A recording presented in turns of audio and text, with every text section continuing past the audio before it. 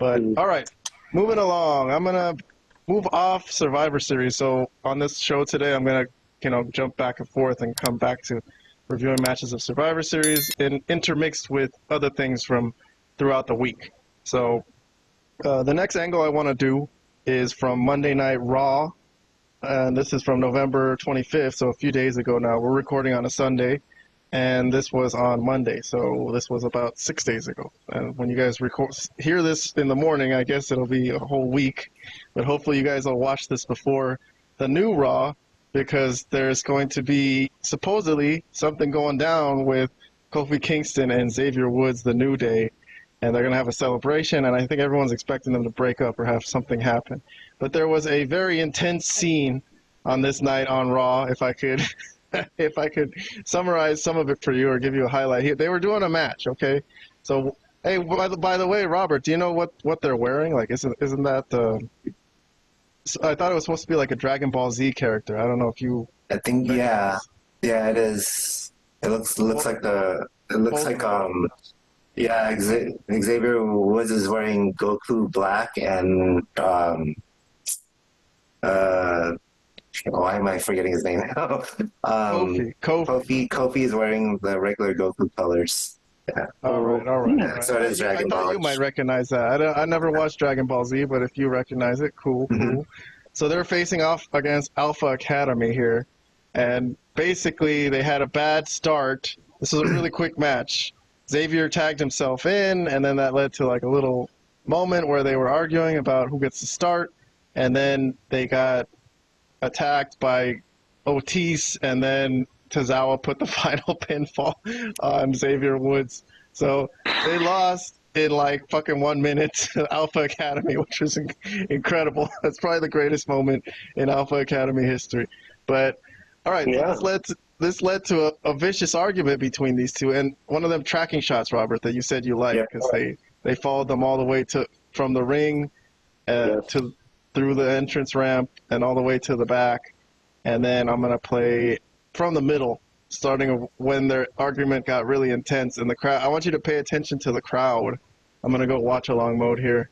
I'm going to put it real tiny in the corner, zoom in if you want to watch along, but we're going to listen to their argument and listen to the crowd go ooh and ah after every time they say something horrible to each other. There's a reason that E and I never let you call the shots, man. Because you're too reckless out there, man. You take too many unnecessary risks. Unnecessary risks out there. Shut up and let me talk for a second. Unnecessary risk. I remember when you were too terrified to take any kind of risk, and that's exactly why you couldn't get a shot at the heavyweight championship until I came along. And I took those risks for you, Kofi. I'm the reason you became champion. You're the reason that I became champion now, man. I was a Hall of Famer when you met me. That's why you asked me to be a part of this group, not the other way around. Don't you ever forget that. Ooh, that's a tough one. You of all people I don't think they're going to come back about from championships and titles, because last time I checked, you still haven't won a single championship by yourself. Now Just got to throw that at him. Whoa. Dude, you know that's burned right there. You've never been a world champion like me and like E. It's because you have not been good enough. And that is not my fault.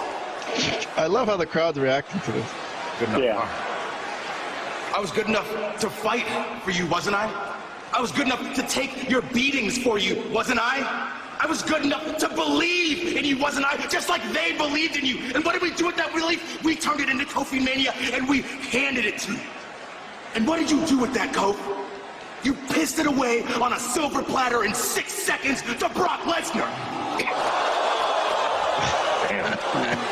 Yeah, they both got shit on each other. They've been all holding this in for fucking years. If you were anybody If I was what, Kofi? If I was somebody else, you'd finally get mad?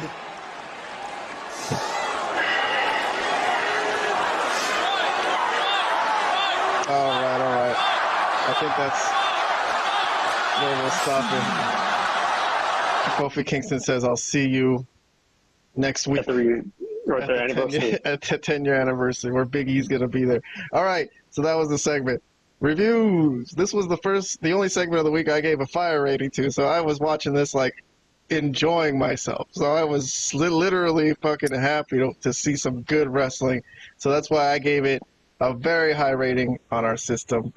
Plus 5 points on my Raw review post. Go to our, there's a link in the description to our Raw review post, but also you can check out our community post tab where we have thumbs up, thumbs down reviews for every show. And on Raw, I gave this segment 5 points. So Vlad and Robert gave it 2 thumbs up, so Robert loved it. Very good rating from Robert. And then Vlad gave it a thumbs up, which is really good for Vlad because he doesn't give New Day segments any type of fucking love ever. So I'm gonna explain why I only gave it a thumbs up. But yes, I will. Definitely. All right. Well, I'll start with Robert this time. Let me put 90 seconds on the clock, so we don't go on forever about this one. But 90 seconds, Robert. If you want to use all of it or some of it or whatever you want, the floor is yours. Yes. So my review, my 2 thumbs up has absolutely nothing to do with the match. That's could just throw that away. It was obviously the stuff that happened afterwards, the tracking shot that led to the backstage argument. And yes, I do like tracking shots, but only when they're used sparingly. When they do it all the time, then it doesn't really stand out anymore. But this one I did appreciate because of what it led up to. They followed them all the way to the back, where this very heated exchange happened, and they brought up a lot of stuff that happened in the past. I actually I kind of forgot until they brought it up again during this argument. I'm like, oh yeah, that happened. The Kofi Mania, the losing to Brock Lesnar, like that, they bring up a lot of good points. I do think I do think Kofi did burn him for sure with that line where he said, "You never won a championship outside of the tag team." That was a good burn right there. But Xavier Woods had some good lines there too. There was a really, really good exchange, very intense. And I wasn't prepared for this. When it happened, I was like, whoa. Yeah, I did not see that coming. I was pleasantly surprised too. Although something had to happen because it's getting close to the anniversary. Now I can't hear you guys. Okay, hold on. I'll be back. All right.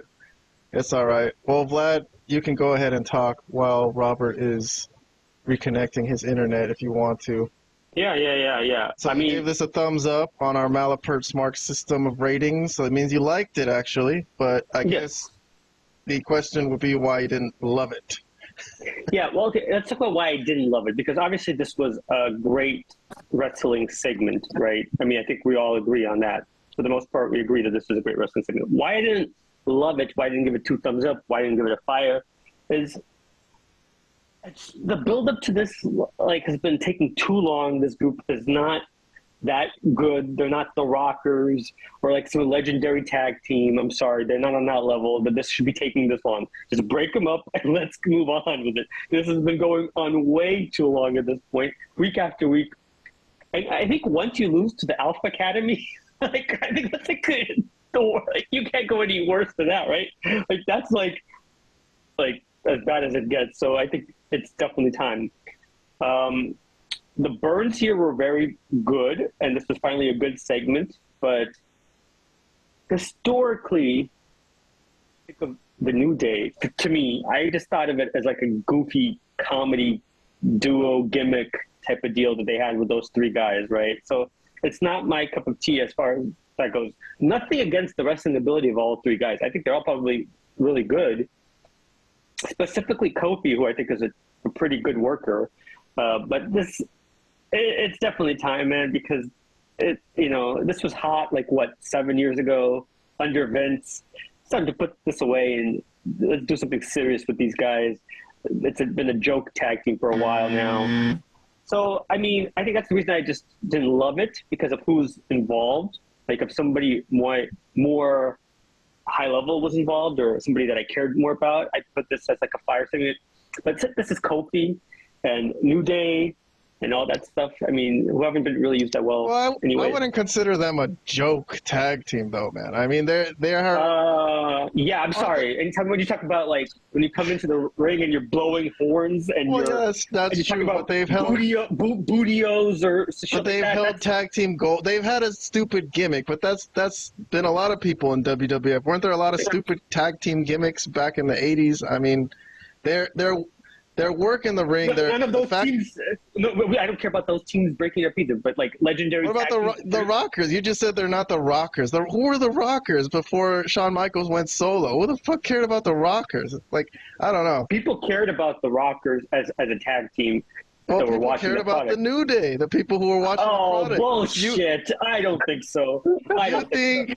You You think think people cared more about this than Marty Jannetty and Shawn Michaels breaking up in 1990? I didn't. No way. I didn't, but people seem to. I mean, they've had a big following, and yeah, there's a lot of New Day T-shirts and little kids who like New Day, and Not anymore. I think for a stretch. not there was, anymore. like, Yeah, but for a stretch. But they are a tag. They're like a long reigning championship tag team, so they have like a pedigree in this show.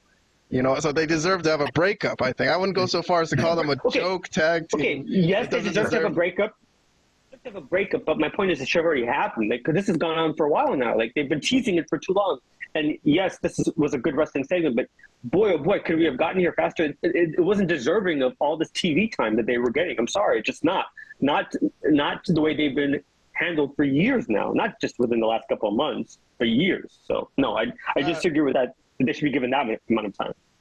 I don't know. I like how it's been going. I don't think it's been really amazing, but I don't think it's been bad either. Like the fact that it's going slowly and the little progression of them like kind of being at each other's throats a little bit here and there, I think it's worked well. So I don't know. To me, the segment really landed. Are they breaking up this coming Monday? That's a good question because it seems like so obvious that maybe they'll swerve us and not have them break up because they like, just have. could Big E bring them together? Big E will bring them together. They're gonna believe once again in the power of positivity. Both of your predictions is maybe they won't break up now. So then maybe this will keep going. Oh God. Well, you want them to be single stars? Like you're the one who's like break them up. What do you want to do with Kofi and Xavier? You think they have like a place to be on the single side? I don't know. I think they kind of need them more in the tag team division because who do they got in the tag team division? JD and Finn Balor, Alpha Academy, and American Made. They need them so much that they've been losing every single match. Like, obviously, they don't need them that much. They're just going to be jobbing to all these tag teams. They just jobbed to Alpha Academy. How much could they need them? That's no, they part don't of the need them. story. Okay, fine. That's part of the story. Great. No, I don't think they need them as a tag team. And yes, I think it'd be better for these guys to go single, 100%. All right, my honorable mentions. That's NXT for the day. What do I got? I got the Intercontinental Championship that me and Vlad were upset when they had the Women's United States Championship. But you know what? I think I've changed my tune. You know, I've thought about it more, and I think WWE's writing is more cohesive now, and I think they can use with a mid-card title as long as they don't forget about it. So I'm on board with this. I think Vlad's probably thinking this should have been a dishonorable mention. Well, Vlad gave this 2 thumbs up, 2 thumbs down. Yeah, I thought for a second I was on drugs and I gave it 2 thumbs up. Like, when did that happen? No, okay. Robert gave it nothing. Robert's indifferent to this, so he gave it a 0. Which is fair. Yeah, so he doesn't care either way. I'm fine with it. You know, I do think that we had this discussion a long time ago that they need less titles, but you know. Okay, if they have a plan for this, fuck it. I'm giving this a half thumbs up. Fine. Well, I just don't think there's enough talent or ability for the women currently that I'm seeing that they're going to be able to carry. They're coming up. Don't worry. Like we said, Jada Parker, Kalani Jordan, Julia, Zarya, Jordan Grace. I could go on forever. Okay, well, that may or may not be the case. I guess we'll see. I mean, I'm not going to judge NXT because I don't really watch it. Obviously, I'm not a fan of things I did see at NXT. So, but that doesn't mean that there's not talented women out there that could probably have this Intercontinental Women's title. I just don't think it's necessary at this point in time for them to have a secondary champion. As I don't know. It just seems unnecessary, and I'll leave it at that. Well, SmackDown is moving to 3 hours starting in January, and Raw is going to be 3 hours. Why do you have to keep reminding us of this terrible? Goodness. Yeah, That's so well, I'm just saying they have more airtime to fill, so fuck it. They might as well do All right. I mean, I guess in some ways, because they're going to have these women matches anyways, you're saying it might as well be for a title, right? Yeah, and it's worked out in NXT because they have that women's North American title that is owned by Fallon Henley right now. But I think that those have been some good feuds for that title, so I don't mind it. Better than them fighting for nothing. How many blood feuds can you come up with? Sometimes you just got to fight for a title.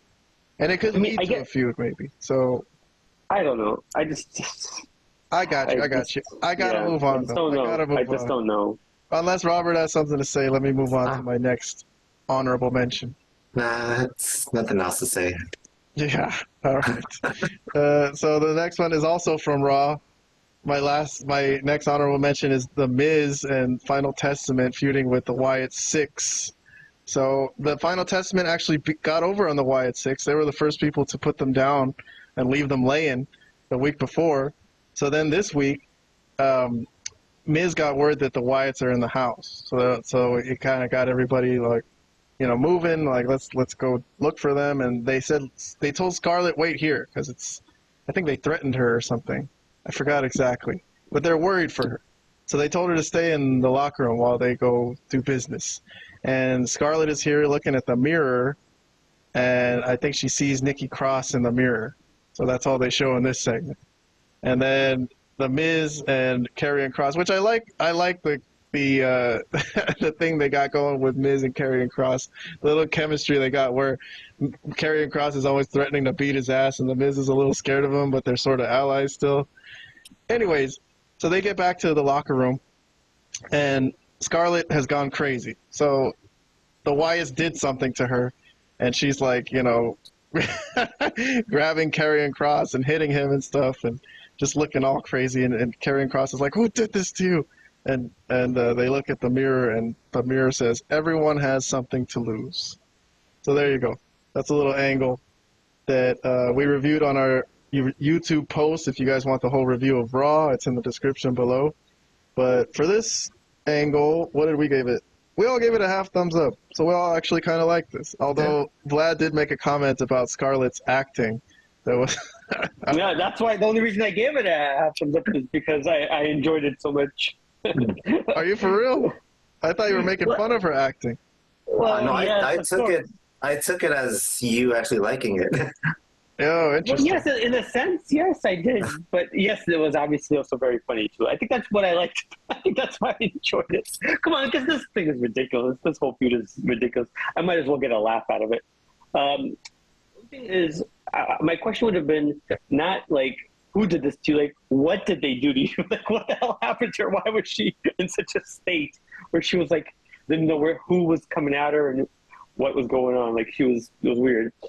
But yeah, no, I thought the same thing, Vlad. That made no sense. Like, what exactly could they have done to her to make her go psycho crazy like this? Yeah, like I didn't get that. I didn't get that part. I guess the Wyatts have some superpowers, kind of like Bray Wyatt did. Maybe, I don't know. They have magical evil powers or something. I don't know. But anyways, I thought it was amusing. But my last honorable mention, unless Robert had something to say about Scarlett, if you have any comments. No. All right. Last thing on the show. I got it's R-Truth. Because R-Truth and Pete Dunne are in a thing somehow. So R-Truth showed up to Judgment Day's hangout. So this was another angle, but during the middle of this angle, R-Truth just shows up to his former stablemate's hangout spot. I guess he used to be in Judgment Day, sort of. And he's like, I need a place to hide out because Butch is looking for me. Because he keeps calling Pete Dunne Butch just to fuck with him. And Butch is looking for him. And he's like, I need a hide. So he gets thrown out of the Judgment Day's locker room because they don't want him hanging out there. And then what we were watching earlier with Miz and Karrion Kross walking through the hallway. And then they bump into Pete Dunne. So he's like, he sees Miz. He's like, you used to be friends with R-Truth. Have you seen R-Truth? And Miz is like, what the fuck? No, I don't fucking like that guy. So that's all it was. the whole thing with Butch or Pete Dunne and R-Truth was these two little segments that they threw them in with other angles, and supposedly he didn't find him, I guess. He was there at Raw. This was the only involvement Pete Dunne had on Raw. He was looking for R-Truth, and I guess they didn't show that he found him. So, all right, that's the whole angle. Let's see what my review was. Our review for this angle. I gave it a thumbs up. I think it's interesting. I think it's interesting and unique, personally. Robert gave it a half thumbs up, so he must have been slightly amused. And Vlad, with the indifferent, he doesn't give a fuck about this either way. Yeah, I think while they were looking for each other, I was looking for a bathroom. I don't know. I don't know what the hell. Come on, R-Truth versus Butch. That's not something anybody should care about. At least they came up with an angle for them rather than just doing a cold match. But okay, Pete Dunne doesn't like to be called Butch, and he will find R-Truth eventually and get him back for that. But okay, Robert, any thoughts on that before I end the show? It's amusing. That's it. I mean, it was amusing. Fine.